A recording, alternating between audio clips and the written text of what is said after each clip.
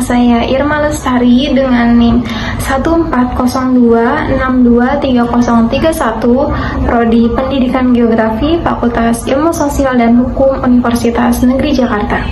Di video kali ini saya akan mengkampanyekan video tentang pengurangan penggunaan sampah plastik yang ada di sekitar kita.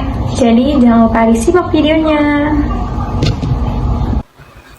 Penggunaan plastik untuk kebutuhan manusia, dari kebutuhan rumah tangga, bangunan, sampai kebutuhan sehari-hari kita, tidak lepas dari plastik. Plastik semakin hari semakin tinggi volume penggunaannya, yang jika tidak ditangani atau hanya dibiarkan menjadi sampah, akan menyebabkan permasalahan bagi lingkungan dan juga manusia. Pertumbuhan penduduk, kebutuhan yang meningkat, gaya hidup, upaya pengurangan sampah plastik yang belum maksimal, serta kurangnya kesadaran dari berbagai pihak, masyarakat, maupun kurangnya penanganan dari pemerintah dan pemerintah daerah merupakan sebab-sebab permasalahan sampah plastik. Sampah plastik merupakan salah satu jenis sampah yang memberikan ancaman serius terhadap lingkungan, karena selain jumlahnya yang cenderung semakin besar, kantong plastik ini adalah jenis sampah yang sulit terurai oleh proses alam. Dampak yang ditimbulkan dari sampah plastik berupa jika sampah plastik dibakar secara terbuka atau open burning, dapat menyebabkan polusi udara yang dapat menimbulkan penyakit kanker. Pada dosis yang lebih besar, bahkan bisa mengakibatkan sakit kulit yang serius yang disebut klorakne. Sampah plastik juga dapat mencemari saluran air, irigasi, sungai, danau, pantai, dan juga tanah. Dalam jumlah tertentu, sampah plastik terbukti menyumbat saluran atau sungai yang dapat mengakibatkan banjir.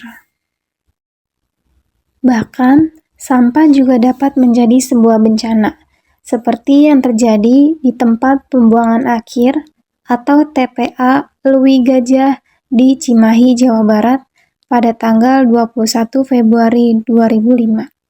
Maka, setiap tanggal 21 Februari diperingati sebagai Hari Peduli Sampah.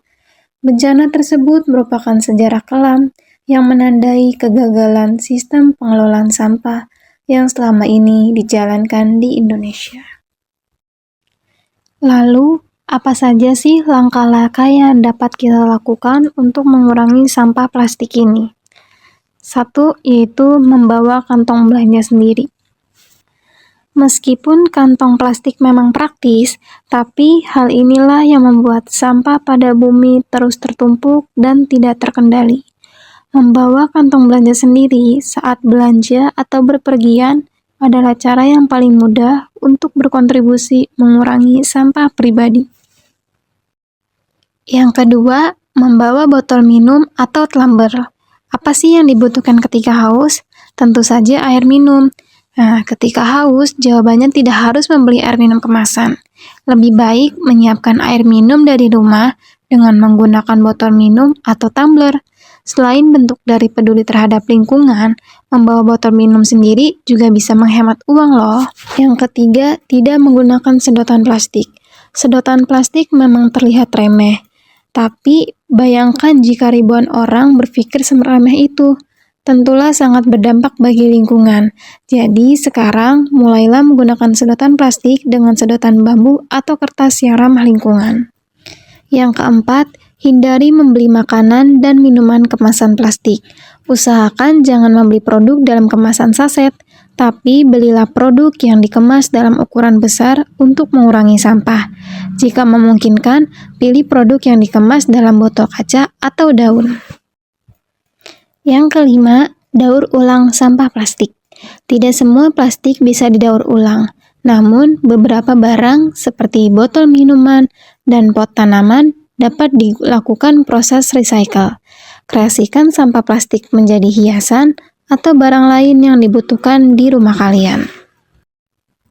Sebagian besar wilayah Indonesia adalah lautan. Oleh karena itu, laut selalu menjadi perhatian penting dari segi lingkungan. baik dari kebersihan sampai pada kelestarian biota di dalamnya. Dalam hal ini, tantangan terbesar yang tengah dihadapi adalah tentang sampah yang banyak ditemukan di laut. Keberadaan sampah di laut dapat menjadi ancaman dan ancaman yang nyata bagi kelestarian biota laut. Keberadaan sampah di wilayah perairan dan lautan memiliki dampak yang signifikan terhadap lingkungan dan juga manusia. Dari segi lingkungan, sampah di laut mencemari kebersihan dan kelestarian alam. Sampah tersebut juga menjadi ancaman bagi keberlangsungan hidup biota laut. Banyak biota laut yang memakan plastik dan tubuhnya terjerat sampah plastik. Sampah laut seperti dari material plastik merupakan benda yang sulit terurai, sehingga keberadaannya dapat mengganggu keseimbangan ekosistem laut. Sementara untuk manusia, kondisi lautan yang tercemar oleh sampah dapat mempengaruhi sektor ekonomi dan juga pariwisata. Kondisi kesehatan manusia juga dapat terganggu, baik untuk penduduk yang tinggal di wilayah pesisir pantai maupun penduduk yang bukan dari wilayah pantai. Sebab sampah laut seperti misalnya sampah plastik bisa mencemari ikan yang akan dimasak dan dimakan oleh manusia. Apabila sampah plastik di lautan tidak dikelola dan dikendalikan, maka akan terjadi proses pelapukan menjadi mikro dan nanoplastik yang berpotensi untuk merusak ekosistem pesisir dan atau dimakan oleh plankton atau ikan. Konsekuensinya, produktivitas perikanan dapat menurun dan mikroplastik bisa masuk ke jejaring makanan, yang akhirnya dapat menimbulkan masalah pada kesehatan manusia. Menyadari bahwa sampah dapat mengancam ekosistem laut, maka diperlukan kerjasama berbagai pihak untuk melakukan pengelolaan sampah secara lebih bijak. Pengelolaan sampah dapat dimulai dengan memupuk kesadaran untuk tidak membuang sampah sembarangan. Kemudian masyarakat dapat turut serta aktif mendaur ulang sampah agar tidak berakhir di lautan. Hal lainnya yaitu masyarakat dapat meningkatkan kesadaran tentang bahaya sampah laut dan pentingnya membuang sampah pada tempatnya. Mengurangi penggunaan plastik sekali pakai dan menggantinya dengan alternatif yang lebih ramah lingkungan. Masyarakat juga dapat melakukan program bersih-bersih pantai secara rutin untuk mengurangi jumlah sampah yang masuk ke laut. Pemerintah juga perlu menerapkan regulasi yang lebih ketat terkait pengelolaan sampah dan pembuangan limbah industri. Jika permasalahan sampah plastik ini dibiarkan, maka akan berdampak pada sosial dan ekonomi masyarakat Indonesia, terutama yang tinggal di wilayah pesisir dan pulau-pulau kecil karena mengakibatkan penurunan pendapatan negara dari sektor kelautan. Upaya pengelolaan sampah menjadi produk yang bermanfaat juga sangat penting untuk ditingkatkan dengan didukung oleh teknologi yang berkembang saat ini. Misalnya saja mengkonversikan sampah menjadi energi. Selain itu, kemasan bioplastik berbahan dasar singkong maupun tanaman lainnya juga berpotensi dikembangkan. Namun, yang paling penting adalah kesadaran tiap individu untuk dapat mengurangi polusi plastik. Mari kita akhiri dengan tekad bersama, mengurangi penggunaan plastik bukanlah tugas yang mudah, tetapi setiap langkah kecil yang kita ambil, dari membawa tas belanja sendiri hingga memilih produk dengan kemasan minimal, akan membawa dampak besar. Dengan kesadaran dan komitmen kita, masa depan yang lebih bersih dan bebas sampah plastik bukanlah mimpi.